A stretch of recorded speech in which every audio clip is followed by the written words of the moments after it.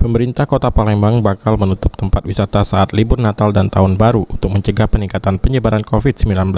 Rencana pelarangan tersebut sebagaimana tercantum dalam Instruksi Mendagri Nomor 62 Tahun 2021 tentang penerapan PPKM level 3 yang berlaku sejak 23 Desember 2021 sampai 2 Januari 2022.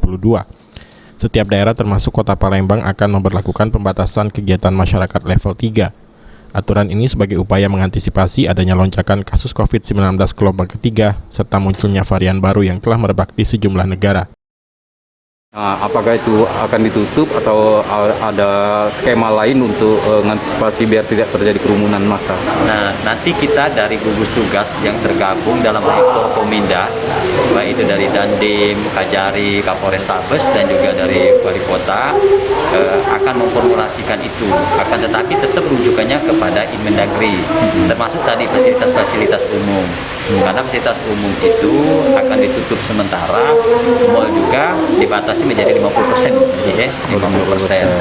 Untuk itu ini tidak lain dalam rangka meminimalisir penyebaran COVID-19 dan juga antisipasi terhadap varian baru. Kalau untuk mal sendiri Pak ada yang... Selain menutup tempat wisata, pusat perbelanjaan seperti mal juga dilakukan pembatasan jumlah pengunjung maksimal 50% dari kapasitas total. Pemkot Palembang akan menyiagakan petugas Satpol PP dan Dinas Kesehatan serta instansi terkait seperti Polri dan TNI. Masyarakat diharapkan mengurangi mobilitas di luar rumah yang dapat memicu kerumunan. Abidi Trimanto, PAL TV.